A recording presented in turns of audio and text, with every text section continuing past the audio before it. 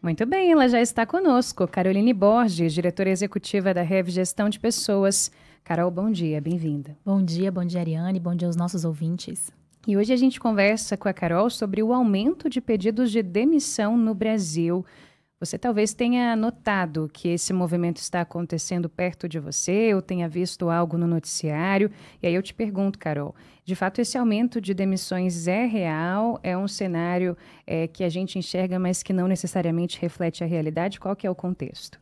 Ariane, é real. Na nossa área que trabalha aqui na Rev com seleção de profissionais para empresas de diversos segmentos, Brasília, nível Brasil, isso é um fato que a gente acompanha dia a dia. Mas saíram aí informações ligadas a isso e alguns números para a gente ter uma ideia do que vem acontecendo. Tem dados aí do Ministério do Trabalho e Emprego apontando que 7,3 milhões de pessoas pediram demissão em 2023. E esse foi o maior número dos últimos 20 anos. Só que esse fenômeno, ele realmente está acontecendo de uma forma mais acelerada aqui no Brasil depois da pandemia. E para a gente ter uma ideia de onde a gente está em termos de cenário, em 2019, que foi o ano anterior à pandemia, cerca de 3,6 milhões de pessoas pediram demissão aqui no Brasil. Em 2023, esse número dobrou para 7,3 milhões, uma média de 20 mil pedidos de demissões por dia. Caramba! E essa tendência se mantém em 2024. Os números de demissões voluntárias, que a gente chama, nos primeiros 4 meses do ano, até abril, já é 15,6% superior aos 4 primeiros meses do ano passado.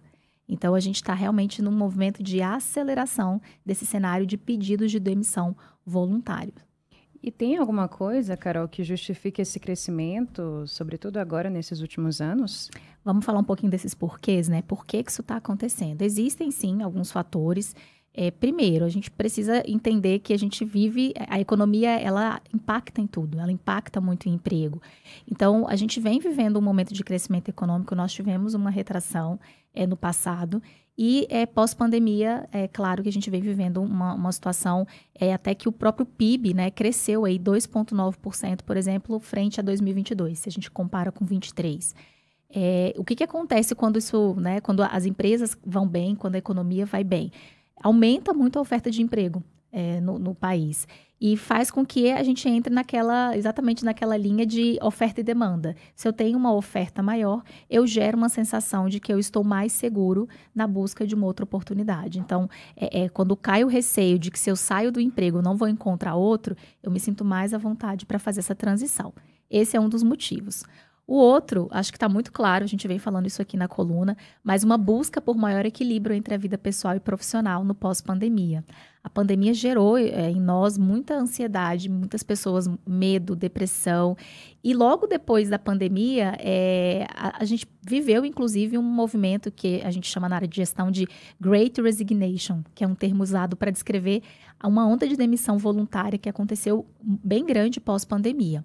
O experimentar modelos de trabalho híbrido, 100% remoto, o home office em si, e perceber que essa produtividade não caiu, poder equilibrar questões relacionadas à vida pessoal, fez com que muitos profissionais quisessem adotar isso de forma permanente para suas vidas. Então, aconteceu realmente um pedido de demissão, às vezes por medo de estar num ambiente de trabalho e se contaminar naquele momento, mas aconteceu também por você querer vivenciar um modelo que talvez a empresa não adotou naquele momento. Então, o sentido do trabalho vem mudando. A gente também vem pontuando isso aqui nas nossas colunas. Nós estamos vivendo uma era, vão sair mais pesquisas sobre isso. Daqui a um tempinho a gente vai ler sobre esse momento, mas nós estamos vivenciando, testemunhando aqui nesse momento, um momento em que o sentido do trabalho está mudando para as pessoas. Então, esse é um outro fator. E a gente também vem tratando sobre isso, mas está acontecendo uma mudança de comportamento entre os profissionais mais jovens. E isso inspira profissionais de mais tempo de carreira também. Então, as gerações de trabalhadores mais jovens, isso encabeçado muito pela geração Z, que entrou no mercado há menos tempo, mas a geração Y também tem isso. Então, aquelas pessoas entre 30 e, na verdade, entre 14 e 42 anos aí, normalmente são os que mais pedem demissão no Brasil, mas estão em busca de empregos mais alinhados aí com valores que valorizem flexibilidade, valorizem a possibilidade de trabalhar remotamente. tudo isso, essas gerações, elas são moldadas. É importante lembrar que isso não vem do nada. Sim. Ninguém age de uma forma porque surgiu na sua cabeça. Os tempos moldam a forma como as pessoas se comportam. Então, a gente pode notar, por exemplo, nos últimos anos, nos últimos 20 anos, uma maior rotatividade nos empregos, o que anteriormente era incabível. As pessoas ficavam nos empregos muito tempo. Hoje em dia, isso é visto com uma normalidade, né? Isso é normal. As pessoas buscam ter um foco maior em experiências e acumular aprendizados e não necessariamente crescer na empresa. Então, se pondera qual o custo disso na sua vida pessoal. E a gente já falou também de um movimento ligado a muitas pessoas não quererem assumir mais cargos de liderança. Então, o que está acontecendo em termos de mercado? Mas algo está acontecendo, estamos vivendo mudanças. Interessante, Carol. E você falou sobre a questão da pandemia. A gente também notou que da pandemia para cá, por diversas razões, muita gente passou a empreender. Às vezes, desengavetar um sonho que estava ali, de ter o próprio negócio, de arriscar. Também isso talvez seja um fator determinante para esse aumento no número de demissões? Ariane, eu falo que esse tema é um tema polêmico, tá? Existem posicionamentos, já vi vários na mídia em relação a isso, eu vou falar como eu vejo. Tá bom. Realmente houve um grande aumento do número de abertura de MEIs, do que a gente chama de MEIs, né? Popularmente como MEI, um microempreendedor individual.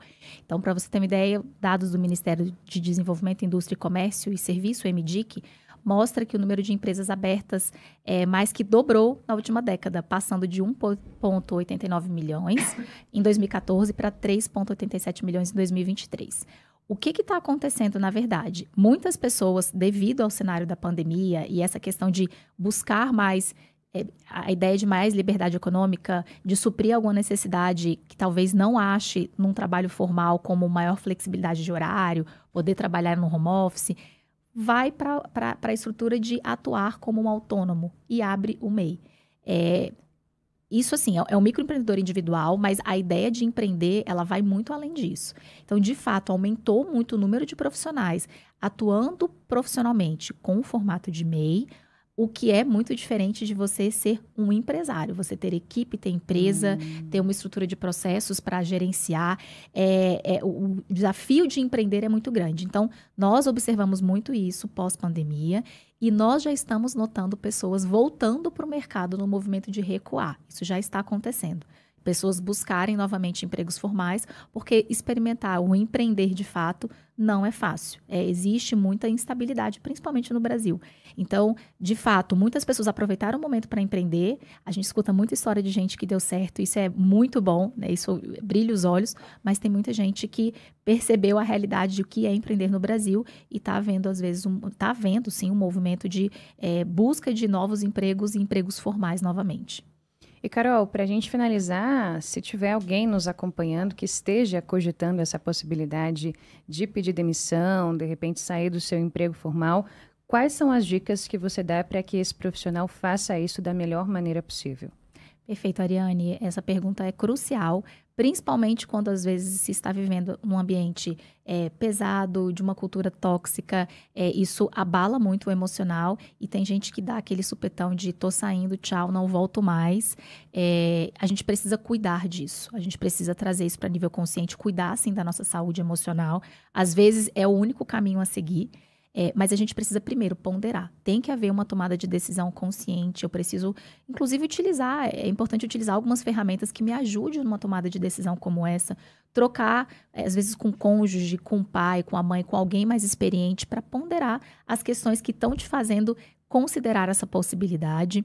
Recentemente, eu recebi até uma ligação de uma executiva, hoje está na Europa, trabalhou comigo há um tempo atrás, ponderando a questão da movimentação. Peço desligamento, não peço desligamento.